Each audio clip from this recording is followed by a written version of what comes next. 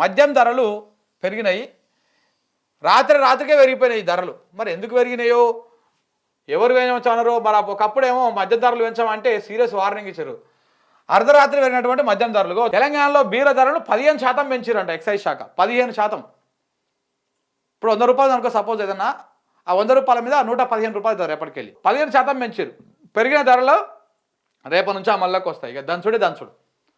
ఇక దంచుడే. ఇప్పుడు ఎన్నికలు వస్తున్నాయి కదా, ఎందుకు పెంచారు తెలుసా ఇది? రేపు పంచాయతీ ఎన్నికలు వస్తున్నాయి. ఇక పంచాయతీ ఎన్నికలు వస్తే ఏముంటుంది, రోజు ఊర్లల్లో ఇక మొత్తం మూతల వీకుడు, బొక్కలు ఇరుసుడు, ఇక ఇదే కథ ఉంటుంది మొత్తం ఊరల్లో. మొత్తం ఇదే పంచాయతీ ఉంటుంది. సర్పంచ్ క్యాండిడేట్లు ఉంటారు కదా, ఇప్పుడు ఊరికి 2 3 ఉంటారు ఈజీగా. 3 పార్టీలకు వెళ్ళి 3 ఉంటారు, ఓ ఇండిపెండెంట్, అటో ఇటో 3 4 ఉంటారు. ఇక 3 4 రోజు దగ్గర ఉన్నటువంటి వైన్ షాప్ గుతపట్టాలి, తీసుకురావాలి, పొయ్యాలి. యువకులకేమో బీర్లు తాపాలి, ఊళ్ళలో ఉన్న వాళ్ళకేమో థమ్సప్లు పంచాలి, కూర్చోబెట్టి చికెన్లు మటన్లు దావతులు వేయాలి. ఇక మందు గిరాకీ మస్తుంటుంది ఈ 2 నెలలు. ఎన్నికల కోడ్ వచ్చినాక, ఎన్నికల కోడ్ ఇక దగ్గర పడ్డాక నుంచి ఇదే కథ ఉంటుంది. ఎన్నికలు అయిపోయిందాక.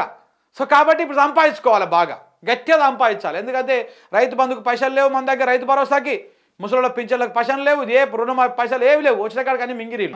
మందితో తాగిపిచ్చి ఆ పైసల మీద 15 రూపాయలు ఎక్కువ పెంచి 100 మీద ఇప్పుడు వసూలు చేసే కార్యక్రమం కోసం ఇప్పుడు రేట్లు పెంచేయండి. ఎందుకు పెంచాడు అనుకుంటున్నావు?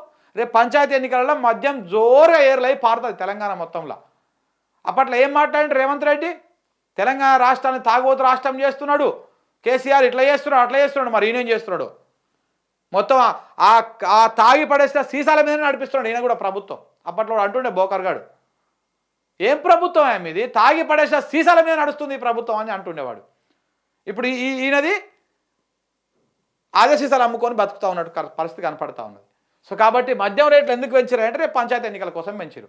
అప్పట్లో పెంచమని అడిగితే వీళ్ళు బీర్ కంపెనీ వాళ్ళు పెంచమని అడిగితే మీకు తలొగ్గం, రేట్లు పెంచేదే లేదు, ఎట్టి పరిస్థితుల్లో పెంచమని చెప్పేసి అప్పట్లో హుకుం జారీ చేసిండు. ఇక రావాల్సిన మూటలు సంచులు అన్నీ వచ్చేసి వెనక డోర్లకి వెళ్ళి వచ్చినాయి, వెంటనే పెంచిండు. ఇక ఇట్లా ఉంటుంది అనమాట. పెద్ద స్కాములు ఇవన్నీ. సంచులు వస్తే ఒక తీరు ఉంటుంది, సంచు రాకపోతే ఒక తీరు ఉంటుంది అనమాట. ఈ రకంగా నడిచింది వ్యవహారం.